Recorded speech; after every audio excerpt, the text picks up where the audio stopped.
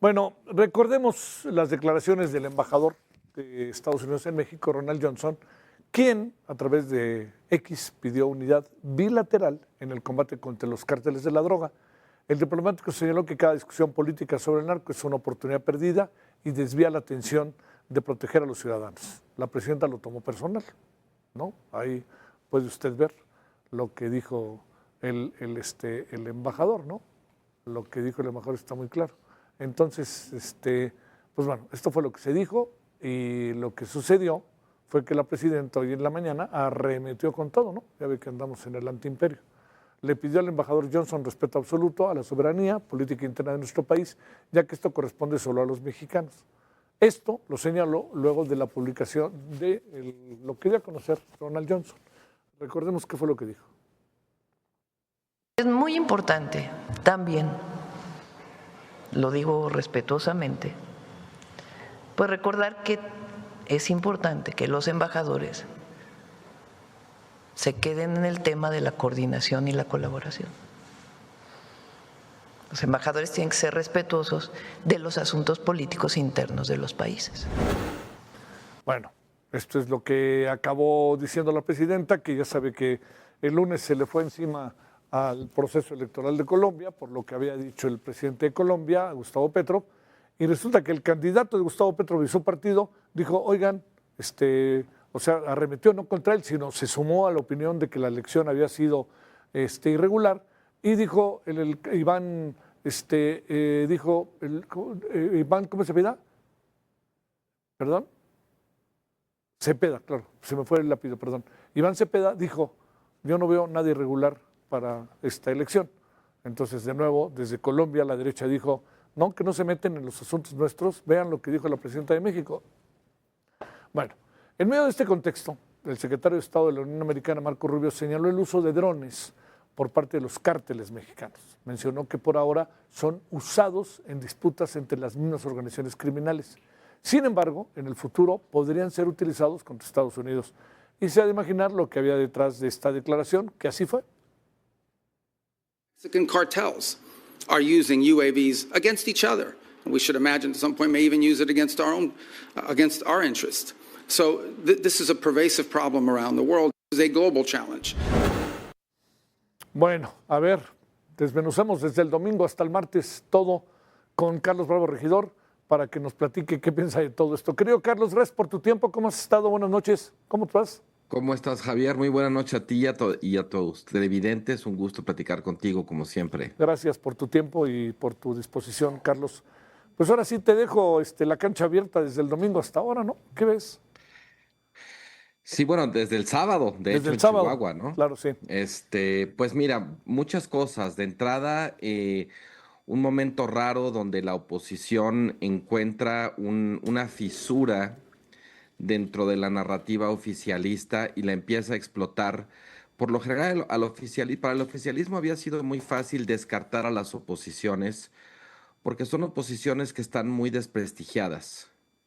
Sin embargo, en este momento la oposición se da cuenta que hay un desprestigio del oficialismo que ella puede usar a su favor y que es el que tiene que ver justamente con todas estas acusaciones contra miembros del partido en el gobierno y digamos, la retórica de la presidenta que trata de encuadrarlo todo como un tema de soberanía y no como un tema de crimen organizado, ¿no?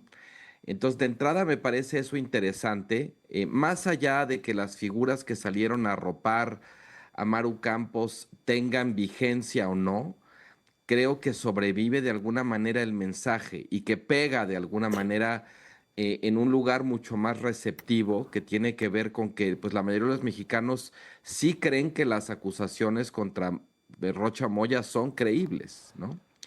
Después, bueno, pues está el discurso de la presidenta que como digo en mi columna de hoy en el Heraldo, pues tiene el defecto muy grande de convertir a los acusados por la justicia estadounidense en mártires de la soberanía. Y en esa medida la presidenta hace algo que a mí me parece muy indignante, que es en ningún momento habla de las víctimas de la narcoviolencia en Sinaloa. no habla de muertos, no habla de desaparecidos, no habla de extorsionados, no habla de desplazados.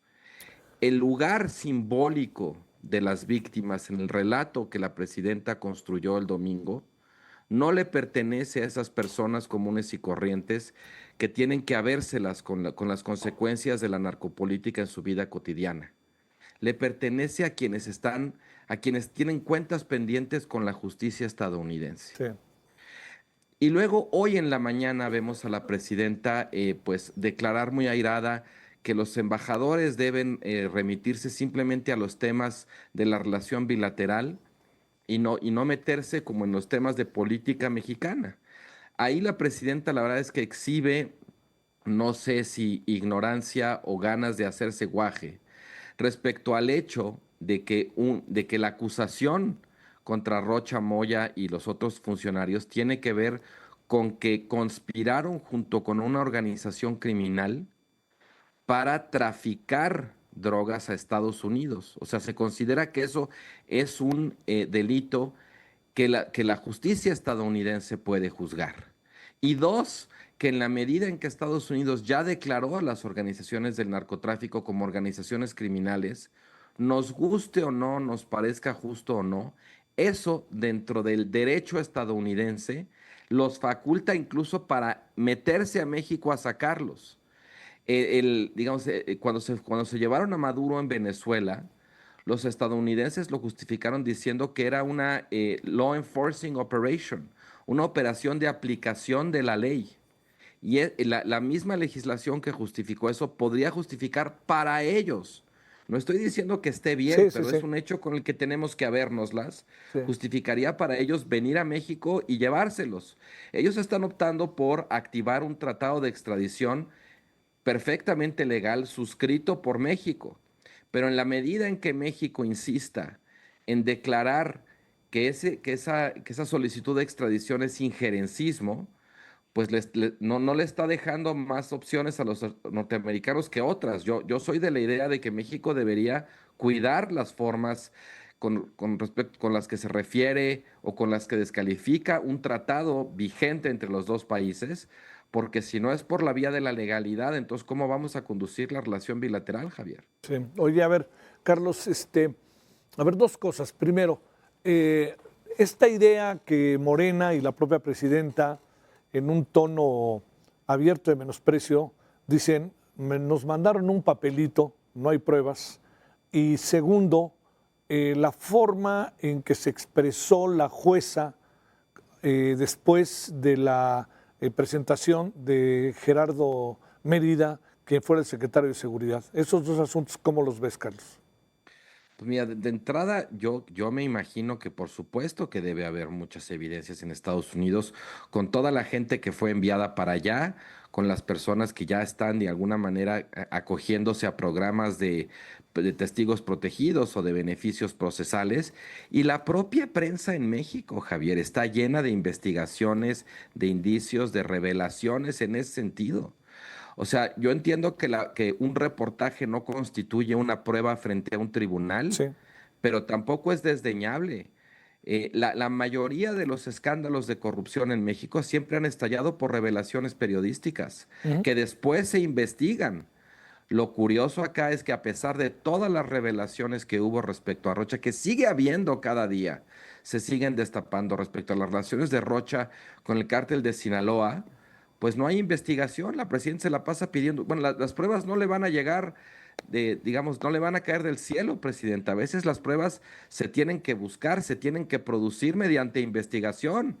Si usted se queja de que no hay pruebas, pero no investiga, pues usted dirá que no las hay, pero todos las estamos leyendo todos los días, sobre todo en la prensa de Sinaloa, ¿no? Y bueno, por eso creo que lo que dice la juez, pues me suena muy, la verdad, muy verosímil. Y creo que en efecto es lo que va a pasar. No solamente va a haber más pruebas, va a haber una avalancha de pruebas, sino que va a llegar más temprano que tarde una nueva ola de acusaciones y de solicitudes de extradición. ¿Por qué supones, Carlos, que la presidenta en algún sentido cambió la narrativa, su discurso, el tono y la ya definitiva defensa de los suyos?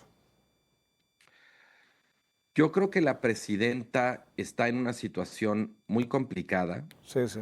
porque, digamos, para mí su opción sería aprovechar la presión de Estados Unidos para limpiar la parte que está, digamos, contaminada por relaciones con el narcotráfico de su coalición. Pero en cierto sentido, Javier, esto es pedirle a la presidenta un poco que se serruche el piso, ¿no? Porque pues, esta es la coalición que la llevó al poder y la Claro. coalición con la que gobierna. Entonces, desde luego que no es fácil, pero la presidenta por lo que está optando es por cerrar filas con personas que incluso si uno ve las encuestas, Rocha Moya es un gobernador mal evaluado, que ha habido múltiples movimientos de protesta en distintas ciudades de Sinaloa exigiendo su renuncia.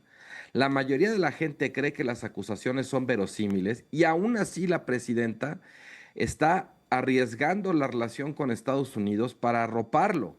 ¿Por qué creo que lo hace? Pues porque la presidenta no quiere que Rocha Moya se vaya, porque tiene miedo de lo que puede decir. Híjole, híjole, híjole. A ver, ahora te pregunto, ¿pudiera tener la presidenta pruebas que no considere suficientemente fuertes como para tomar la decisión de detener y filtrar y extraditar? Mira, de entrada, la presidenta no es una juez. Sí, A la presidenta sí, sí, como sí. poder ejecutivo lo que le toca es darle trámite a la solicitud de Estados Unidos. Sí, sí, sí. Esto de pedir las pruebas, digamos, yo entiendo que la presidenta está enojada y creo que tiene un punto de que Estados Unidos haya salido en público a hacer esto, ¿no? Y entonces, pues lo que ella hubiera podido pedir en privado, de oye, pero a ver, dime de qué lo acusas, dónde están las evidencias, ahora lo está pidiendo en público. Pero en estricto sentido, Estados Unidos solicitó la detención con fines de extradición. Y la presidenta está decidiendo no obsequiar esa solicitud. Ella, digamos, a ella no le toca juzgar las pruebas y menos después de la desconfianza que inspira su reacción, menos le va a dar a Estados Unidos las pruebas porque no confían en ella. Y no confían en ella porque ¿cuántas solicitudes de extradición no ha otorgado la presidenta? No mandó a más de 90 y tantos presos que estaban ya en cárceles mexicanas a Estados Unidos sin siquiera activar el procedimiento de la extradición. Sí, sí. Entonces, si la presidenta fue la primera en estar dispuesta a hacer eso con esos 92, que ahora no lo esté con un gobernador de su propio partido, pues no deja de ser la verdad, no deja de dar una imagen muy incriminatoria, Javier. A ver, déjame cerrar. Entiendo que quiera temperar. Lo que me sorprende un poco, no te lo puedo negar, Carlos, me sorprende que trate de sacar a Trump de la ecuación cuando Trump es la ecuación. Trump va a terminar siendo el árbitro. O sea, al final Trump le está empujando a la presidenta para que, digamos, ella lleve a cabo una purga dentro de su propio partido, Sí, dentro de sí, su sí, sí. propia coalición. Si no la lleva a cabo, Trump no se va a quedar cruzado de brazos. Trump va a decir, bueno, pues si no funcionó por la vía de la solicitud, digamos, de la acusación formal en Nueva York y de la solicitud de extradición, pues entonces tendremos que proceder de otra forma. Y esa forma va a ser infinitamente más costosa para México al final que la de la extradición. Lo que pasa es que aquí hay que pensar en los costos para quién está pensando la presidenta. ¿En los costos para Morena o en los costos para México? Carlos Bravo, regidor, te agradezco tu tiempo. Ahí le echamos ya un ojo a tu columna el día de hoy, por supuesto. Gracias por tu tiempo. Te agradezco la invitación yo a ti, Javier. Muy buenas noches. Buenas noches, que descanses.